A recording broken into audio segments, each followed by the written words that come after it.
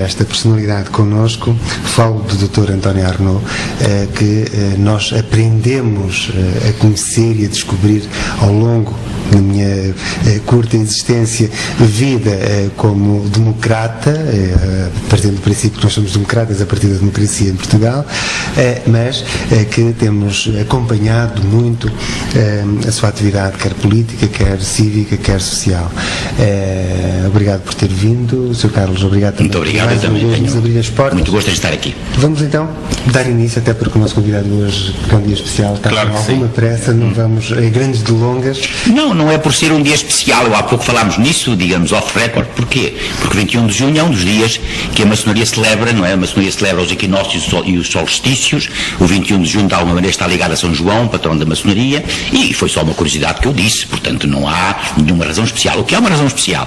Para eu ter, enfim, me ausentar às 7 horas, perdão, enfim, me ausentar quando, enfim, depois disto, é que tenho hoje um compromisso que tem a ver com a Liga dos Amigos do Hospital dos Covões, que eu tenho que dar posse, visto que foi eleito Presidente da Assembleia Geral. Já cá esteve. Já cá esteve o Dr. Armando Gonçalves. Exatamente. Portanto, é só por essa razão. E eu também sou sócio da Liga dos Amigos do Hospital. Do Hospital da Universidade. Dos Covões? Muito gosto nisso, então também. E tenho as minhas cotas em dia. Também eu, como sabes agora, melhor fora que não tivesse. É só essa a razão porque eu tenho, enfim. Com todo o gosto, o temos. Claro que sim. Temos presente nós aqui neste estúdio, nesta loja, na Guajoalheiro, o Dr. António Arnaud, subejamente conhecido por todos. Mas já viu que ficamos todos nervosos. É engraçado. Como eu falei em maçonaria, o Sr. Góes falou em loja. Mas são coisas diferentes. Hoje está connosco para apresentar esta equipa. A Paula Almeida será ela que irá ser, digamos, que moderadora principal deste debate, e penso que será um dos temas explicar bem às pessoas, porque eu acho que na cabeça das pessoas ainda há alguma coisa à volta da Dr. António Arnaud, olha, bem-vindo a esta casa, bem-vindo a este programa. E o senhor é um homem revoltado, um homem de causas.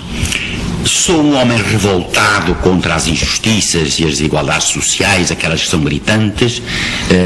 Eu diria, sou um homem submisso perante essas situações, tenho algum sentido de rebeldia, como me ensinou o Torga. Não é propriamente revoltado nesse sentido mais comum, porque de facto já uma vez escrevi mais ou menos isto, vou citar de memória. O que me choca ou que me revolta não são as grandes injustiças contra as quais o homem nada pode. Por exemplo, uma calamidade, olha, este acidente recente do avião, é claro que me choca, que me magoa, mas não me revolta. Não me revoltam essas grandes injustiças contra as quais nós não podemos nada. O que me revoltam são, digamos, as pequenas injustiças que nós podíamos remediar. E eu escrevi assim: não me choca tanto uma criança que nasceu sem um pé, o que me choca é ver a criança descalça. Muito bem, então, já que começámos por assinalar esta efeméride maçónica, não é? Não foi por acaso. Foi por acaso. O Sr. Góes e o Carlos Gaspar mencionaram essa, como é que eu ia dizer, falta de informação que as pessoas têm sobre a maçonaria, que ainda as leva a pensar que a maçonaria é uma coisa obscura e secreta. Se calhar secreta é. Obscura, não é nada secreta nem obscura, não é? Sabe que essa falta de informação, ou esse preconceito, essa ignorância de uma realidade tão antiga, resulta de várias circunstâncias. Em primeiro lugar, porque em Portugal a maçonaria foi proibida várias vezes, não é? Foi proibida naturalmente durante o absolutismo. Houve em Lisboa aquele intendente da polícia muito conhecido, o Pinamanique, que comia maçons, não direi ao pequeno almoço, mas ao jantar, assados, não é? E depois, com o regime fascista, evidentemente a maçonaria foi proibida. Mas nos outros países não é assim. Na Inglaterra, que é a pátria da maçonaria, a maçonaria é uma instituição respeitada, não é verdade? Aliás, a família real costuma pertencer à maçonaria. No Brasil a mesma coisa. Nos Estados Unidos, foi a maçonaria que fez a independência dos Estados Unidos, como sabem. A cidade de Washington é toda ela desenhada em termos maçónicos. Portanto, cá é que é uma realidade não conhecida. Mas é uma realidade apesar de tudo, porque a maçonaria em Portugal tem 207 anos, oficialmente, visto que o Grande Oriente Lusitano, que eu tive, enfim, a honra de ser grão-mestre, como sabem, foi fundado em 1802, não é? Apesar a ver já anteriormente que há umas lojas, digamos assim, que dependiam de Londres, de franceses, de irlandeses, de ingleses, mas a maçonaria organizada portuguesa foi fundada em 1802. Ora bem, tem mais de 2 séculos, na verdade, a maçonaria na sua forma atual, mais de 2 séculos de presença efetiva em Portugal. A maçonaria ajudou a escrever a história portuguesa. Eu, por acaso, ainda há pouco tempo fiz uma conferência no Tribunal da Relação, a convite do Sr. Presidente da Relação, integrada no aniversário do Tribunal da Relação, e em que eu falei sobre a influência da maçonaria nas instituições jurídicas portuguesas. E tive a oportunidade de mostrar que todas as grandes leis, as grandes reformas, o Código Civil, o primeiro Código Civil, o primeiro Código Comercial, a lei do divórcio, a lei da separação da Igreja do Estado, tudo isso são obras da maçonaria, não é? O Afonso Costa, por exemplo, o Mozinho da Silveira, o Sá da Bandeira, o Joaquim António da Guiara, que nós chamamos o Mata Frades, foram pessoas realmente de uma grande influência na maçonaria. Até tive a ocasião de dizer uma coisa interessante, é que o Dias Ferreira, suponho que é avô da Dr. Manuel Ferreira Leite, de Antarganil, foi uma das grandes figuras da maçonaria, ele e um filho, e tive a ocasião de contar várias histórias a propósito disso, não é? A pena de morte foi proposta pelo maçom, o bispo Aires de Gouveia, a abolição da pena de morte, quero dizer, portanto, a influência que a maçonaria teve, e depois que teve nas reformas sociais, tudo isso, não vale a pena agora, naturalmente, porque vocês terão outras perguntas a fazer. E é preciso só, para terminarmos talvez este ponto, esta questão, a não ser que queiram prolongá-la, de dizer que a maçonaria é constituída por pessoas de integridade, senão não podem ser, quer dizer, pode haver exceções, mas isso confirma as regras, não é? Mas só podem entrar na maçonaria pessoas de caráter, impolutas, pessoas livres e de bons costumes, como nós costumamos dizer, e que procuram realmente difundir os valores da maçonaria, que são sobretudo simbolizados por aquela trilogia que todos conhecem, que aliás está escrita no pórtico da Assembleia Nacional de França, liberdade, igualdade e fraternidade, e que é a trilogia, a divisa oficial da República Francesa, não é?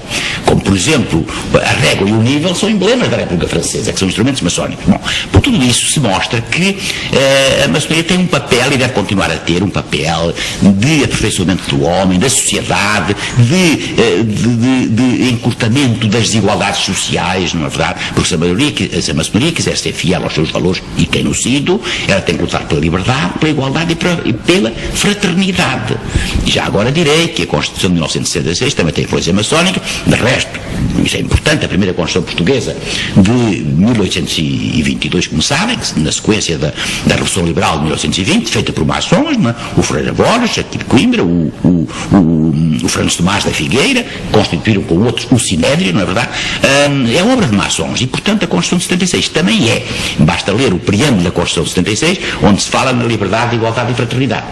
Sendo assim, porquê esta nebulosa capa que tem envolve a maçonaria? Porque sabe, são séculos de acusações infundadas à maçonaria, desde a Inquisição, naturalmente, até ao fascismo, não é? E portanto a maçonaria foi acusada de tudo, não é? E isso ficou na consciência popular.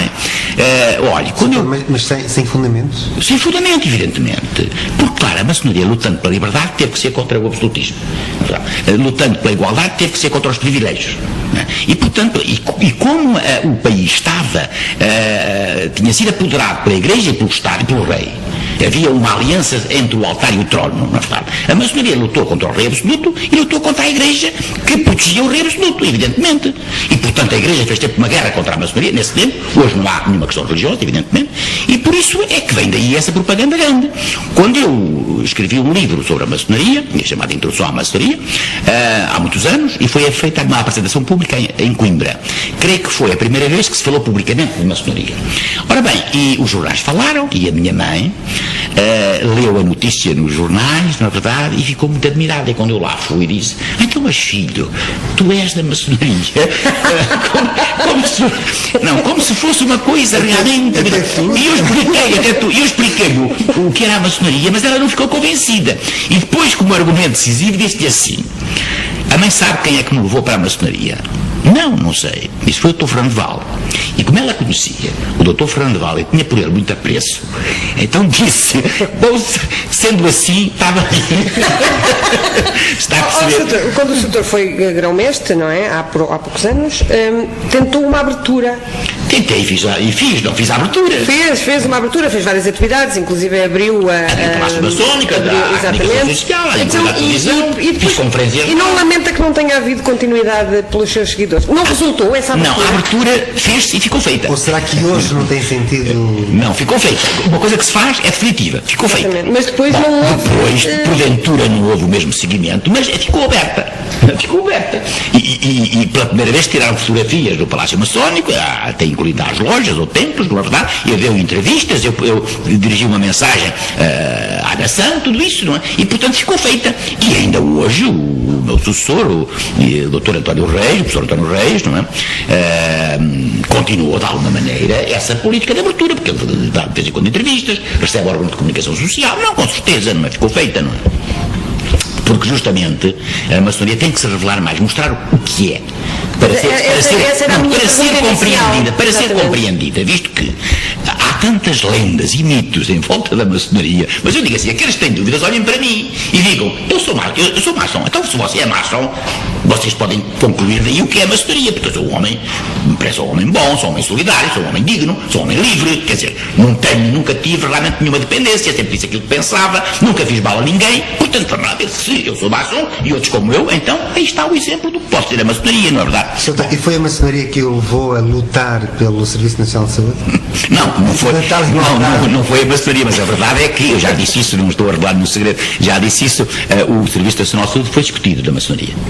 Antes de ser apresentado, enfim, ao país. Não é? Foi discutido na maçonaria. Mas agora deixe-me perguntar-lhe, tudo é discutido na maçonaria? Não, nem tudo é. Mas nós sabemos, embora não assumidamente, sabemos que grande parte dos líderes nacionais são maçons, não é? Portanto, não sei, sobre isso não pronuncio. Eu sei que não pode. Há uma regra que eu posso dizer que sou, posso dizer que outros são se autorizarem, não é verdade? Mas não posso dizer que o irmão meu que é maçom, que algum é maçom, ou que não é, porque se eu digo que ele não é, depois você pergunta-me outro que é, e eu fico em silêncio e vou ter de tirar as conclusões. Há essa regra. Porquê? Justamente por causa desses preconceitos que ainda há. É que isso faz aumentar o tal mistério. Mas devia ser o contrário. Porque, por exemplo, se eu queria realmente o senhor a que o senhor gosta, que era um empregado, ou alguém que era uma pessoa um advogado, ou um médico, ou qualquer coisa, e souber que a maçom é uma garantia de idoneidade, é uma garantia de integridade. Por exemplo, se souber, o ministro é maçom. É um carimbo. Então as pessoas dizem assim, é maçom então, porque responsabilizam. Porque todos nós temos uma obrigação geral de integridade. E nos cargos políticos temos a obrigação geral de servir o país e os interesses do povo. Ora, sendo maçom, tem além da obrigação geral, uma obrigação específica, a juramentada. E sabendo-se que é maçom, se não cumpre, é irradiado, é evidente.